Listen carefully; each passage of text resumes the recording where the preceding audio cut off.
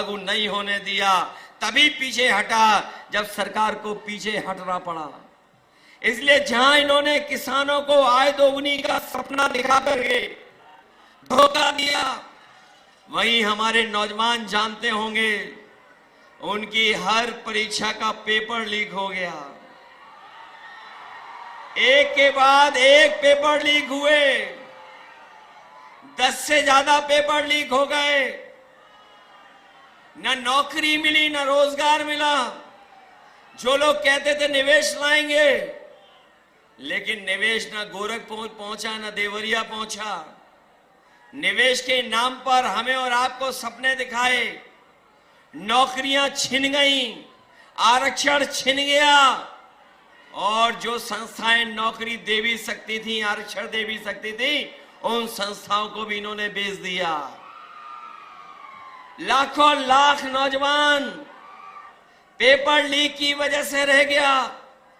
जो मेहनत कर करके फौज में भर्ती होता था, जिस नौजवान का सपना होता था कि वर्दी पहनेंगे पक्की नौकरी मिलेगी, लेकिन वो नौकरी भी इन्होंने छीन ली।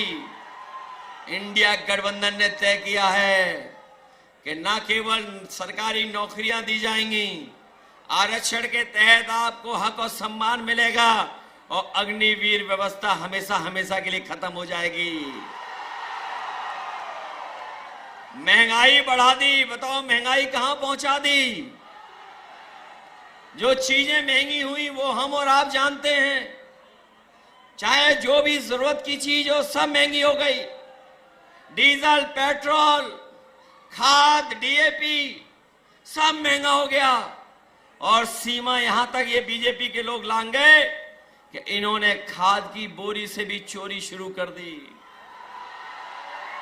बताओ खाद की बोरी से चोरी हुई कि नहीं हुई? पहले 5 किलो हुई, फिर 5 किलो हुई। बताओ 10 किलो चोरी हो गई कि नहीं हो गई?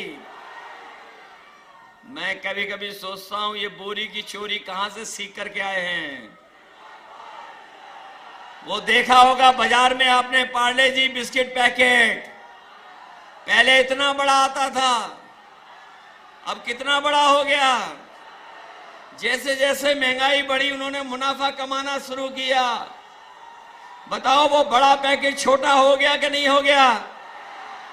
इनकी सरकार आ गई तो आप देख लेना, पार्ले जी बिस्किट पैकेट का एक बिस्किट वाला पैकेट मिलेगा। आपकी मोटरसाइकिल महंगी कर दी कि नहीं कर दी?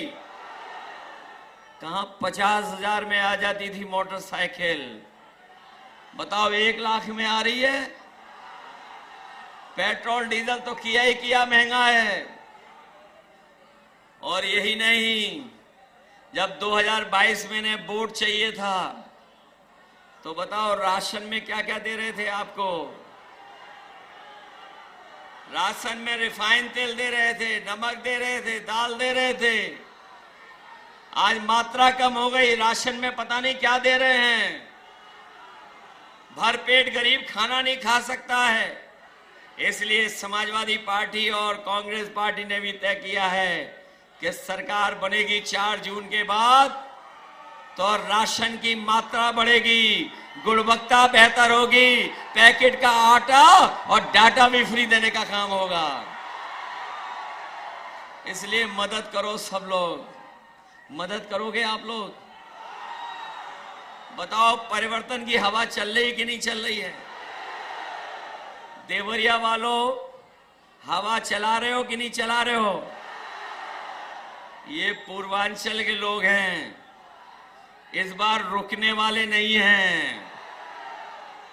बताओ हिसाब किताब बराबर करोगे? न केवल हिसाब किताब देवरिया का करना है, बांसगांव से लेकर के गोरखपुर आसपास सब सीटों को जिताना है। क्योंकि ये चुनाव हमारे आपका तो है ही है, लेकिन ये चुनाव हमारे आने वाली पीढ़ी के भविष्य का चुनाव भी है। जहां हमारी भविष्य की पीढ़ी का चुनाव है, वहीं संविधान बचाने का चुनाव है कि नहीं है? संविधान बचाओगे आप लोग? ये संविधान वही है जो हमें आपको सम्मान दिलाता है, हमें आपको हक दिलाता, अधिकार दिलाता है। यही संविधान हमारी संजीवनी है। मैं अपनी बात को कहता हुआ खत्म करता हूं कि रोटी, कपड़ा और मकान, लेकिन सबसे पहले हमें बचाना है संविधान। इसलिए मदद करिए। मुझे पूरा भरोसा है कि इस बार सदल प्रसाद जी ऐतिहासिक वोटों से जीत करके जाएंगे। जिताओगे आप लोग? ऐसा तो नहीं है बूथ पे जाने के लिए घबरा जाओ आप लोग। बीजेपी वाले रोकें तो रुक तो नहीं जाओगे? एक क्रांतिकारी धरती वाले लोग हैं, ये रुकने वाले नहीं हैं। ये आपको डराएं तो डरोगे तो नहीं? ये कुछ लालच दें बूथ के दिन तो कुछ करोगे तो नहीं? ये घालमेल करें तो बच के रहोगे?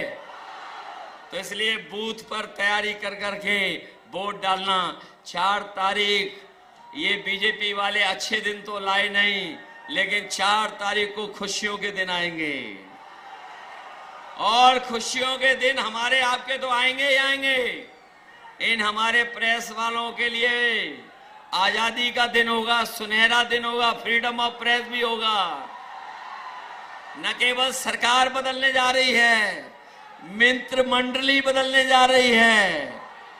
मित्र मंडली तो बदलेगी बदलेगी, मंत्रिमंडल भी बदलेगा और मीडिया बंडल भी बदलेगा 4 तारीख को। जो सुनाते रहे मन की बात, अब होगी संविधान की बात। इन्हीं शब्दों के साथ आप सबका बहुत बहुत धन्यवाद और बहुत बहुत आभार व्यक्त करता हूं। बहुत बहुत अखिलेश यादव जी। अब मैं हमारे राष्ट्र नायक आदरणीय राहुल गांधी जी से अपील करूंगा, जिसने 4000 किलोमीटर की यात्रा तय की। आदरणीय राहुल गांधी जी।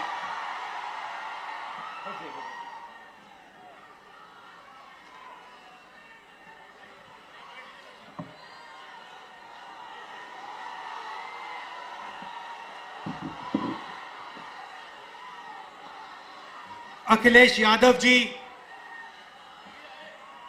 अविनाश पांडे जी, सुप्रिया श्रीनाथे जी, रामजी गिरी जी, निर्मला पासवान जी, व्यास यादव जी, ब्रजेश गौतम जी, केशव चंद यादव जी, आलोक प्रसाद जी, यहां कैंडिडेट्स सदल प्रसाद जी, अखिलेश प्रताप सिंह जी, इंडिया अलायंस के वरिष्ठ नेता, भाइयों और बहनों, प्यारे कार्यकर्ता, इंडिया अलायंस वाले, बब्बर शेर, टाइगर, जो इतनी गर्मी में शिकार करने निकले हैं। भाई और बहनों, विचारधारा की लड़ाई है। एक तरफ इंडिया गठबंधन और ये संविधान, और दूसरी तरफ वो लोग जो इस संविधान को रद्द करना चाहते हैं, खत्म करना चाहते हैं, फेंकना चाहते हैं। बीजेपी के नेताओं ने खुलकर कहा है कि अगर हमारी सरकार आएगी हम संविधान को खत्म कर देंगे। मैं उनको कहना चाहता हूं, आपकी सरकार नहीं आएगी।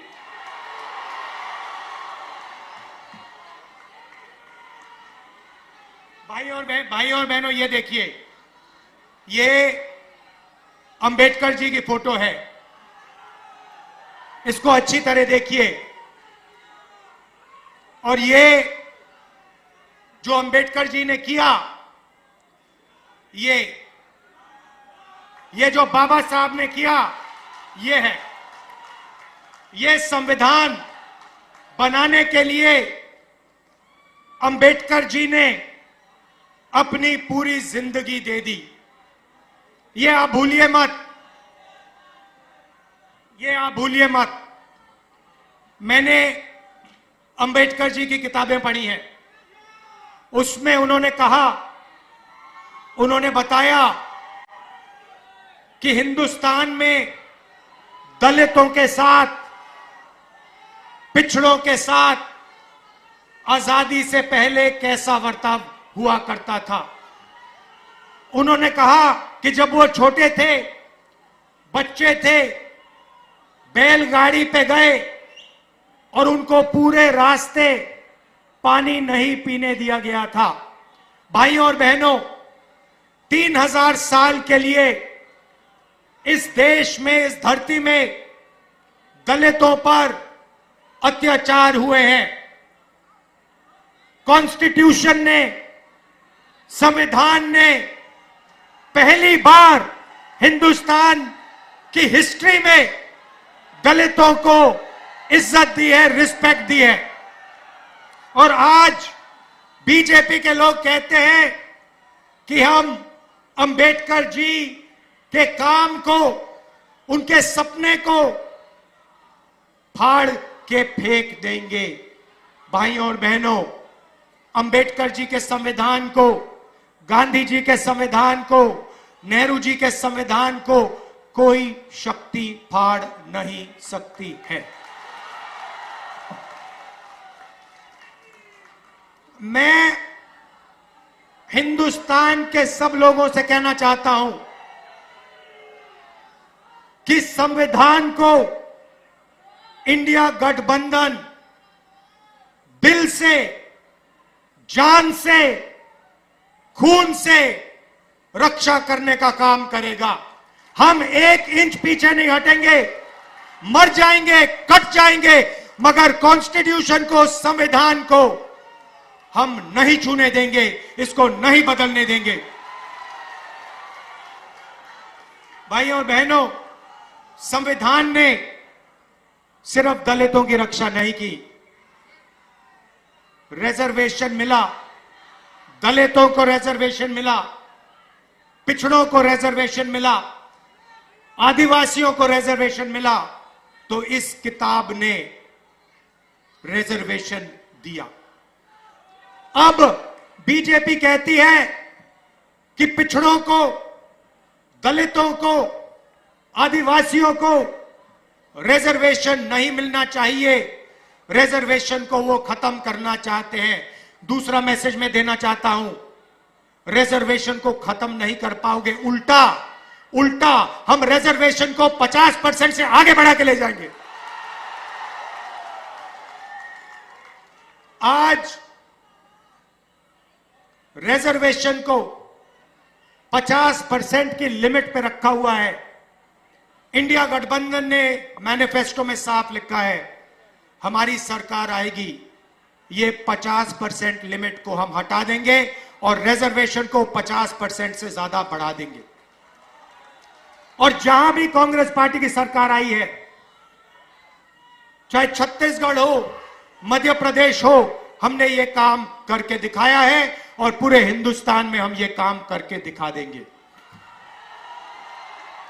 भाइयों और बहनों, यहां हजारों युवाएं हैं। पहली बार हिंदुस्तान के इतिहास में नरेंद्र मोदी जी ने सेना के जवानों को मजदूर में बदल दिया है। उनको पेंशन देने के बजाय, शहीद का दर्जा देने के बजाय, कैंटीन देने के बजाय नरेंद्र मोदी ने हिंदुस्तान के युवाओं को कहा है कि अगर आप गरीब घर के बेटे हो और आप सेना में जाते हो तो आपको ना पेंशन मिलेगी, ना कैंटीन मिलेगी, और अगर शहीद होते हो तो तुम्हें शहीद का दर्जा भी नहीं मिलेगा।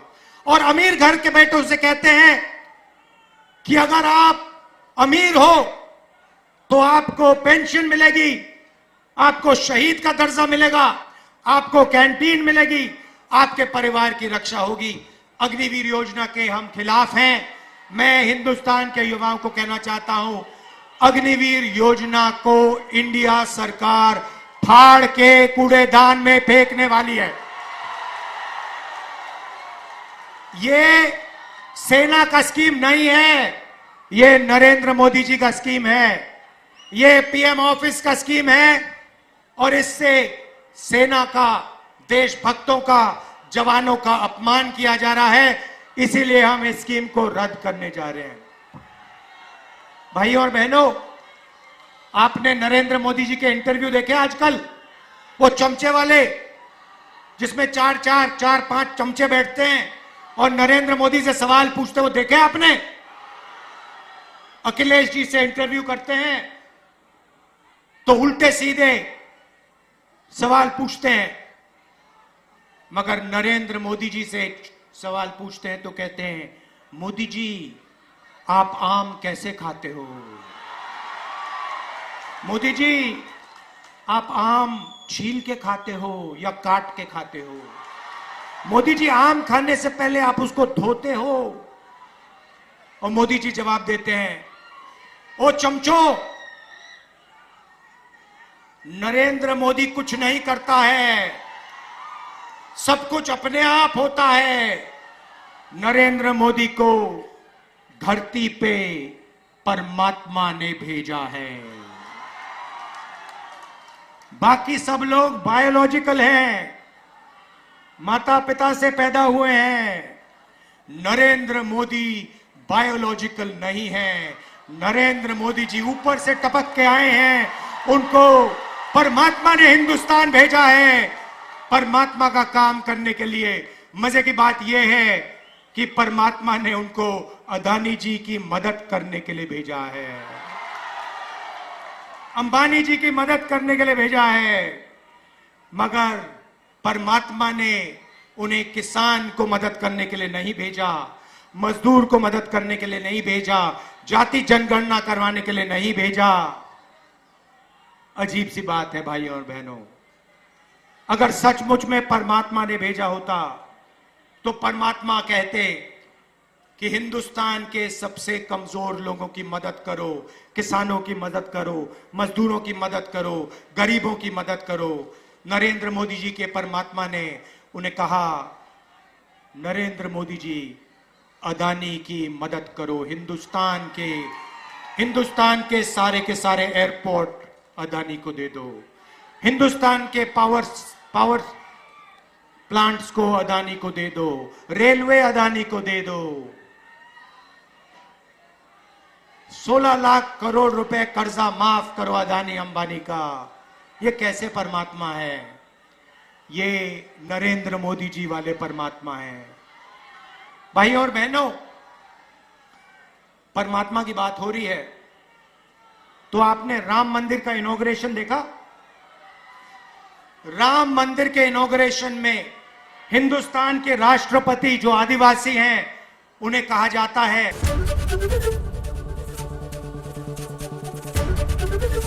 एबीपी गंगा, खबर आपकी, जुबान आपकी।